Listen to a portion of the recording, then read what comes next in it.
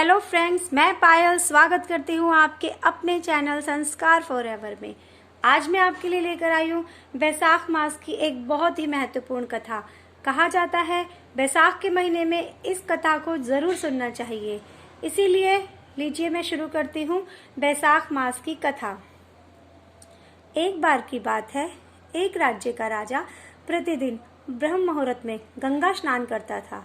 साथ ही उसका सख्त निर्देश था कि मुझसे पूर्व गंगा जी में कोई स्नान न करे। बहुत दिन ऐसा चला, लेकिन कुछ दिनों से वह यह अनुभव कर रहा था कि उससे पहले कोई स्नान अवश्य करता है। अतः उसने उस स्थान पर अपने सैनिक तैनात कर दिए और साथ ही यह घोषणा भी कर दी कि यदि मुझसे पहले नहाने वाली कोई स्त्री है तो वह उससे विवाह कर लेगा। सिपाहियों ने कड़ा पहरा करके पता किया तो ज्ञात हुआ एक बंदरिया प्रतिदिन राजा से पूर्व ही नहा लेती थी। जैसा कि राजा ने घोषणा की थी, अतः उसे बंदरिया से विवाह करना पड़ा। उस बंदरिया ने बैसाख मास में गंगा स्नान किया था, अतः वह उसके पुण्य के कारण गर्भवती हो गई। जब समय पूरा हुआ तो बंदरिया ने राजा से कहा कि जब बच्चे का जन्म होगा तब मैं क्या करूं? तब राजा ने कहा कि मैं यहाँ 1 घंटा लगवा देता हूँ। जब शिशु के जन्म का समय अति निकट हो तब उसे बजा देना। राजा की अन्य रानियां इस बात से प्रसन्न नहीं थी। वे उससे ईर्ष्या करने लगी और सोचा कि ये बंदरिया के शिशु को खत्म करवा देगी। तब एक रानी ने कहा, राजा ने यह घंटा लगवा दिया है, लेकिन क्या तुम्हें पता है कि इसको बजाने से राजा आएंगे भी कि नहीं? अतः इस घंटे को बजाकर तो देखो। बंदरिया को रानी की बात जम गई। उसने तुरंत घंटा बजाया। घंटे की आवाज़ सुनकर राजा तुरंत आए और व्यर्थ में घंटा बजा देख कारण पूछा तो उसने कहा कि मैंने तो रानी के कहने पर घंटा बजाया था। तब रानी ने कहा, महाराज, यह तो पशु है, घंटे का खेल समझकर उसे बजाती रहेगी। राजा ने भी सोचा रानी सच कह रही है, अतः राजा ने घंटा हटवा दिया। कुछ समय पश्चात बंदरिया को प्रसव पीड़ा हुई तो उसने रानियों से कहा कि अब मैं क्या करूं? एक रानी ने कहा, अब तो तुम अपनी आंखों पर एक कपड़ा बांध लो और आराम से सो जाओ।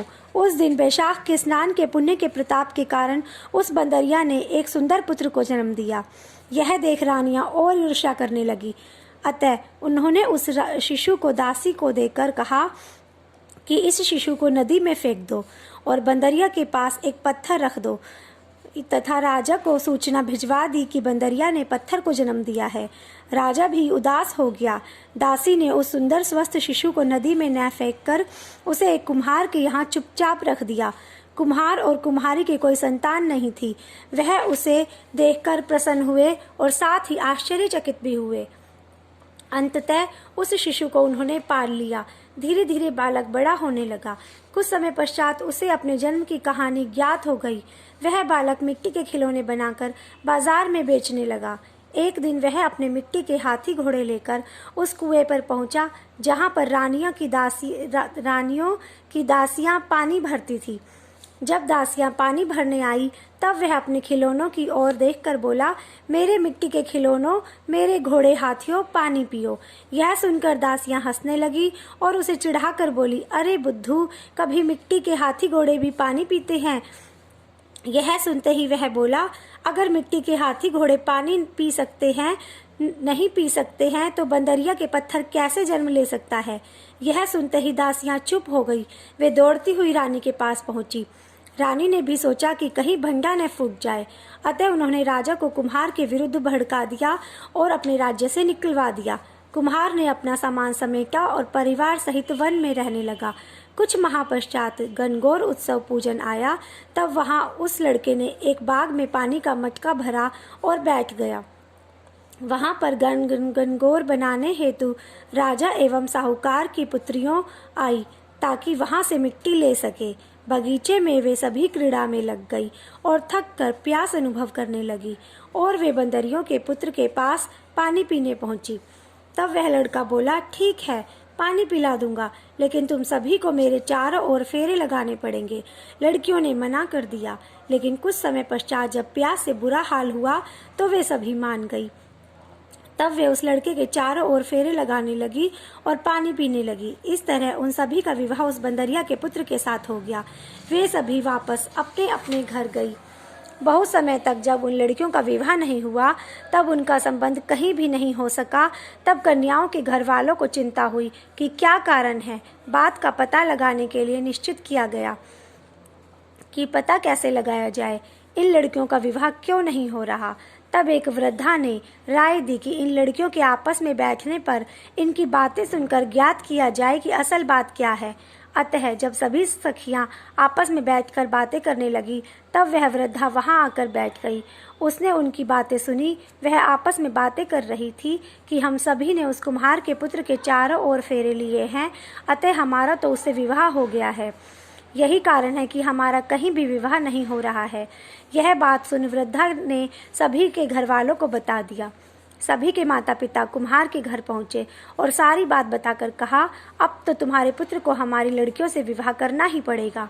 कुम्हार भी चकरा गया कि इतनी पत्नियों को उसका पुत्र कैसे संभालेगा, कैसे भरण पोषण करेगा। लड़का भी वहां था। उसने कहा, आप चिंता न करें, मैं सब संभाल लूंगा। अंततः उसका विवाह सभी कन्याओं से कर दिया गया। वह सभी सुखपूर्वक रहने लगे। कुछ समय पश्चात प्रत्येक कन्या ने एक एक पुत्र को जन्म दिया। जब वह शिशु कुछ बड़े हुए, तब बंदरिया के पुत्र ने कहा, राज दरबार में चलकर राजा के दर्शन करने चाहिए। सभी को साथ ले वह चल दिया और यह भी कह दिया कि राजमहल में किसी भी रानी के पैरों पर ढोक ना देना, केवल बंदरिया के पैरों पर ही ढोक देना। सभी राजमहल पहुंचे। सभी ने बंदरिया का सम्मान किया। यह देखकर सभी रानियां ईर्ष्या व क्रोध से भर गई और राजा से उसे दंड देने को कहा। तब राजा ने उससे इसका कारण पूछा। तब बंदरिया के पुत्र ने राजा को सारा वृतांत सुनाया और कहा, महाराज, मैं इसी बंदरिया का पुत्र हूँ। रानी की पोल खुल गई। उन्होंने राजा के समक्ष अपनी सभी करनी स्वीकार कर ली। तब राजा ने उन सभी रानियों को राज्य से बाहर निकालने का आदेश दिया और बंदरिया के पुत्र व पुत्र वधुओं व उनके पुत्रों को पूरा राजकीय सम्मान दिया और इस राजमहल में रखा। अतः उस बंदरिया के वैशाख स्नान से पुण्य रूप में उसे पुत्र प्राप्त हुआ एवं वह सभी कन्याएं वैशाख स्नान करने के कारण राजमहल में सम्मान के योग्य बनी। साथ ही उनके पुत्रों को भी राजसी योग प्राप्त हुआ। यह स्नान पुण्यदायक है। अतः इस वैशाख स्नान के महत्व को समझकर वैशाख स्नान नियम पूर्वक धर्म अनुसार करना चाहिए। तो फ्रेंड्स, आशा है आपको मेरी कहानी पसंद आई होगी। वैशाख मास दान पुण्य की दृष्टि से बहुत बड़ा महीना है। इस महीने में स्नान का विशेष महत्व है और स्नान के साथ ही इस कथा का भी बहुत अधिक महत्व है। अगर आप स्नान ना कर सके तो आप अगर ये कहानी रोज पढ़ेंगे तो आपको बहुत ही पुण्य प्राप्त होगा। धन्यवाद। अगर आपको मेरी वीडियो पसंद आई हो तो इसे प्लीज़ शेयर कीजिए, लाइक कीजिए, मेरे चैनल को सब्सक्राइब कीजिए। Thank you.